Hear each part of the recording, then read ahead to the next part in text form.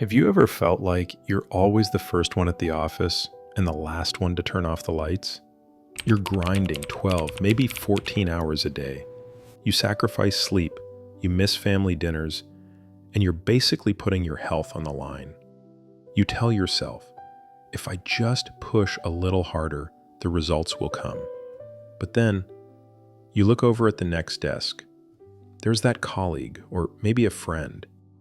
They make working look effortless. They clock out at 5 p.m. sharp. They take weekend trips. And ironically, they get the promotion. They close the big deals, and their bank account just keeps growing. If you're feeling that stinging sense of injustice, if you are burning out while your results are a big, fat zero, this video is the sign from the universe you've been waiting for. This isn't a hustle harder pep talk. No. Today we're talking about why hard work beats talent can actually be a deadly trap. We're going to follow the story of Thomas, a farmer who nearly destroyed his life by working too hard, and the expensive lesson that changed everything. But before we step into Thomas's fields, if you crave daily personal growth, hit that subscribe button and turn on the notification bell below. Our community is here to help you work smarter, not harder. Done? Awesome. Let's dive in. In a valley far away, there lived a farmer named Thomas. He was 32 and had inherited a 10-acre farm from his father. Thomas had a rock-solid belief: hard work is the only path to success. Every morning, Thomas was up at 4 a.m., long before the sun. He refused to use modern machinery, thinking it was too expensive.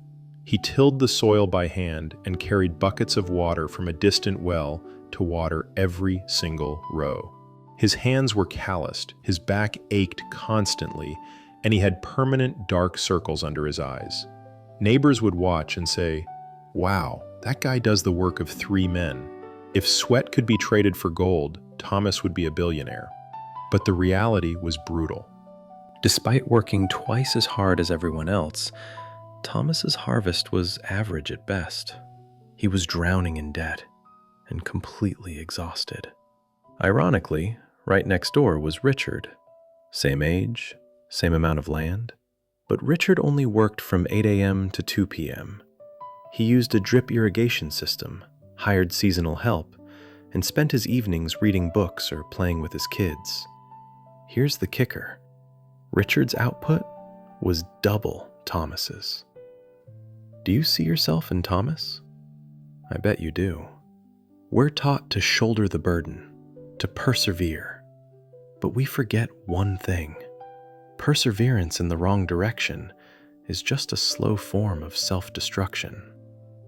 The breaking point came during a summer drought. Water was scarce. Thomas decided, I just have to work harder. He got up at 3 a.m. He hauled 50 loads. On the 15th day of this living hell, Thomas collapsed.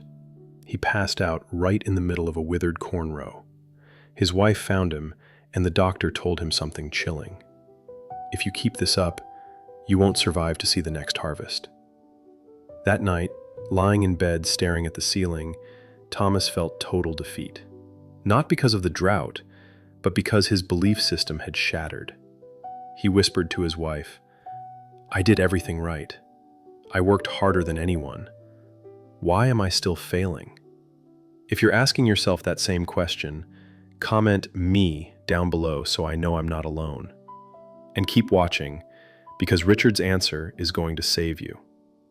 3 days later, swallowing his pride, Thomas knocked on Richard's door. He asked, "Please, tell me, what is your secret?" Richard didn't hold back. He took Thomas to the tool shed and picked up 2 axes. One was old, dull, and chipped. The other was shiny and razor sharp. Richard said, "Thomas, imagine 2 lumberjacks competing to chop down trees. The first guy chops for 12 hours straight without stopping. He believes more swings equal more wood. But his axe is dull. He uses 10 times the energy just to make a scratch. The second guy works 10 hours, but takes a 10-minute break every hour. Not to be lazy, but to sharpen his axe. His axe is so sharp that a gentle swing cuts deep. By the end of the day, he's felled twice as many trees. Richard looked Thomas in the eye. You are the first lumberjack. You're using a dull axe to hack away at life. Here are the 3 sharpen the axe principles Richard taught Thomas, which you need to apply to your work right now. 1. Systems over effort. Instead of hauling buckets, pure effort, Richard spent time up front installing a drip irrigation system. It took time initially, but then the system ran itself, even while he slept. Don't ask, how can I do this faster? Ask, how can I make this happen without me doing it? That is systems thinking. 2. Focus beats hustle. Thomas planted 5 different crops, trying to do it all. Richard planted only the 2 crops best suited for the soil.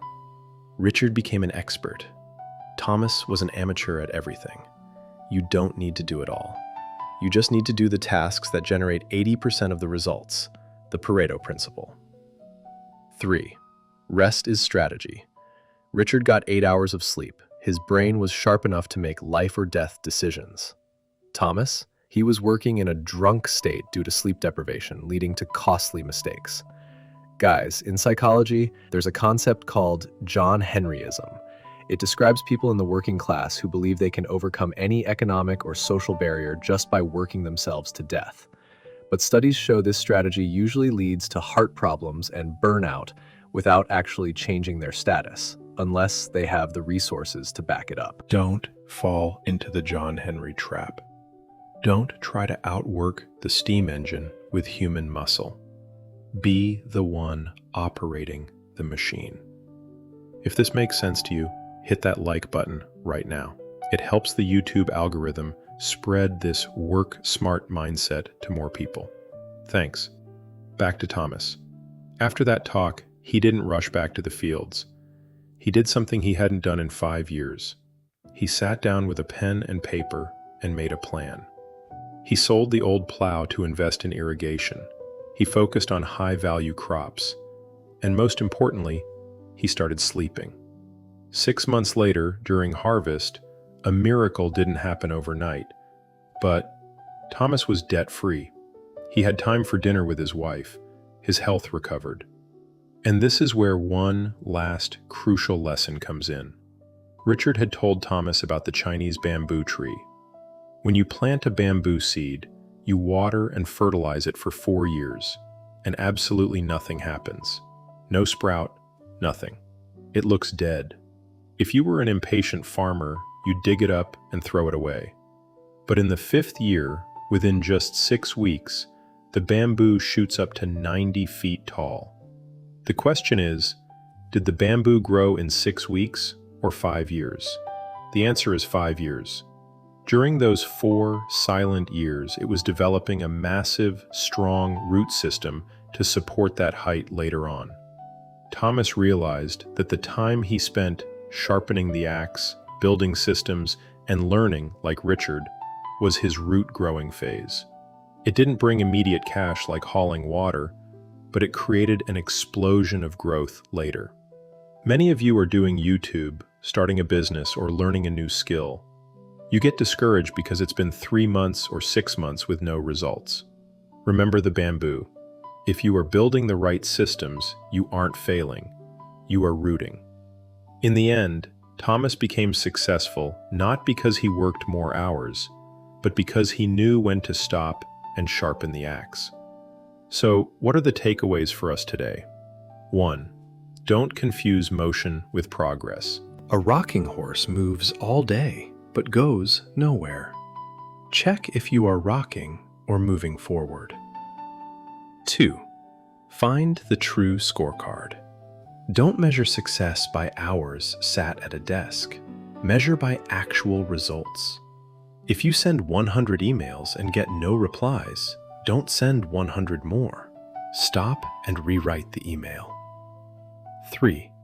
Invest in yourself. Skills and knowledge are the only assets that never depreciate. That is how you sharpen your axe. I have a small challenge for you this week. Look at your to-do list. Find one task that takes the most time but brings the least results.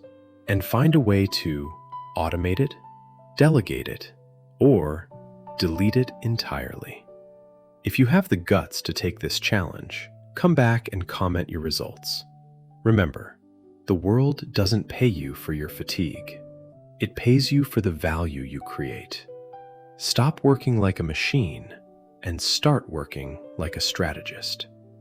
If this video brought you value, share it with a friend who is drowning in work. You might just save them from burnout. Thanks for listening, and see you in the next story so we can grow those roots and rise high together.